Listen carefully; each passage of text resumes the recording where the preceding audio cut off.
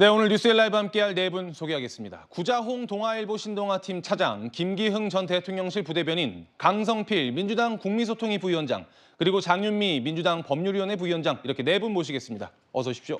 안녕하세요. 윤석열 대통령이 2박 4일간의 체코 일정을 마치고 오늘 새벽에 귀국했습니다. 함께 그림 보실 텐데요. 윤석열 대통령과 김건희 여사가 나란히 손을 잡고 계단을 내려오고 국민의힘 지도부가 한동훈 대표를 비롯해서 마중을 나갔습니다. 짧게 악수를 하고 추경호 원내대표와도 악수를 하는 모습 보고 계셨고요. 오늘 귀국길뿐만 아니고 지난번 출국길에도 한동훈 대표를 비롯한 지도부들이 배웅길에 나서서 대통령을 배웅하고 왔던 모습 우리가 볼 수 있었습니다. 구자홍 차장님. 네. 이제 모레 대통령과 국민의힘 지도부가 만찬이 예정돼 있는데 그 전에 이렇게 물론 지도부 차원에서는 의례적인 배웅과 마중이겠지만 뭔가 그 이전까지 왔었던 윤한 갈등이 좀 봉합될 수 있지 않느냐 이런 기대감을 주는 것 같기도 합니다. 그렇습니다. 이번 그 순방 이 배웅과 마중 이것에서 보여지는 것은 이른바 윤석열, 한동훈 이 여권의 투톱이라고 할 수 있는 대통령과 여당 대표가 혹시 갈등 관계에 있는 거 아니냐 이런 의구심을 불식시키기 위한 만남이었다 이렇게 볼 수가 있을 것 같습니다. 예. 뭐 우리 속담 중에 백문이 불여 일견이란 말이 있지 않습니까? 100번 갈등이 있다 아무리 얘기를 듣는다 하더라도 저렇게 만나서 직접 악수하고 앞으로 이틀 뒤에 만찬에서 화기애애하게 어떻게 국정을 함께 이끌어 나갈 것인가 여기에 대한 충분한 대화 그리고 타협안이 나온다라면 지금까지 제기됐던 이른바 윤한 갈등을 어느 정도는 불식시킬 수 있지 않을까 뭐 이렇게 예상이 됩니다. 예, 김 전 부대변인. 네. 한 대표가 대통령에게 독대를 요청했는데 아직 대통령실에서는 답이 없는 상황인가요? 네, 제가 알기로는 아직까지 없는 것으로 알고 예. 있고요. 24일 만나자고 한 거는 대통령실이 국민의힘 쪽에 날짜를 그렇게 하자고 한 것으로 저는 알고 있습니다. 지도부 만찬은요? 네, 예, 그렇습니다. 근데 무엇보다도 이제 이번 추석 연휴 통해서 그리고 대통령 지지율이나 그다음에 한동훈 대표의 지지율 그리고 국민의힘 지지율이 좋지 않다는 거는 많은 분들이 알고 있고 의정 갈등 거기에서 문제가 되는 것이 크게 두 가지라고 봅니다. 첫 번째는 의정 갈등이 이제 장기화되면서 국민들의 피로감이 되게 높아지고 있는 부분이 있고요. 두 번째는 이제 김건희 여사에 관련해서 여러 가지 이제 의혹이 불거지면서 이 부분에 대한 일정 관련해서 이제 국민들이 이것에 대해서 조금 이 부분에 부정적으로 보는 견해가 좀 없지 않아 있기 때문에 예. 이 부분에 대한 두 가지 의견이 좀 있을 것 같은데요. 저는 그렇습니다. 지금 상황이 대통령이나 한동훈 대표 국민의힘 다 같이 상황이 여의치가 않습니다. 굉장히 그런 말이 있죠.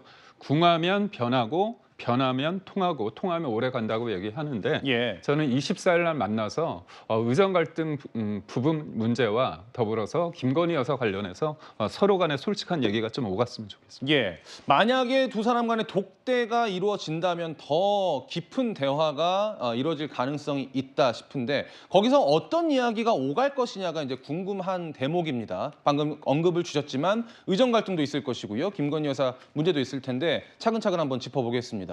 일단 의정 갈등 문제 관련해서는요.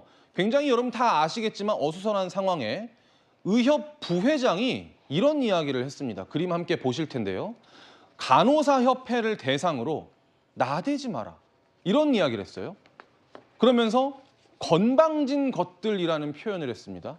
강성필 부위원장님, 네. 이거 우리가 어떻게 받아들여야 될까요? 누가 나대고 있는지는 국민 여러분들 그리고 시청자 여러분도 바로 판단하실 수 있을 것 같습니다. 그러니까 저분이 의사로서 평소에 간호사에 대해서 어떠한 인식을 가지고 있었는지 그리고 저분뿐만이 아니라 또 많은 그리고 일부 어떤 의사들은 또 평소에 간호사들을 어떻게 대하고 있었는지 평소에 대한 인식이 잘 나타나는 거라고 저는 보여지는데요. 예. 평소에 인식이야 어쨌든 간에 지금 현재 의정 갈등으로 인해서 의료 대란이 일어나서 지금 온 국민이 불안에 떨고 있는데 이 상황에서 의사라는 분이 간호사를 향해 본인의 업을 도와주고 계시는 협업 관계에 있는 분들을 저렇게 비난하는 것이 과연 국민들로 하여금 의사에 대해서 어떤 생각을 갖게 할 건지 또 의사들에 대한 부정론이 커지면 커질수록 의사들이 지금 정부에게 바라고 있는 요구사항들이 관철되겠습니까? 상당히 어리석은 행동이었다 이렇게 보여집니다. 예. 의정 갈등 문제도 그렇고요. 쌍특검법, 그러니까 김건희 여사 특검법과 최상병 특검법 본회의를 통과했지만 대통령실에서는 거부권, 제2요구권을 행사할 것이 예상이 되는 상황입니다.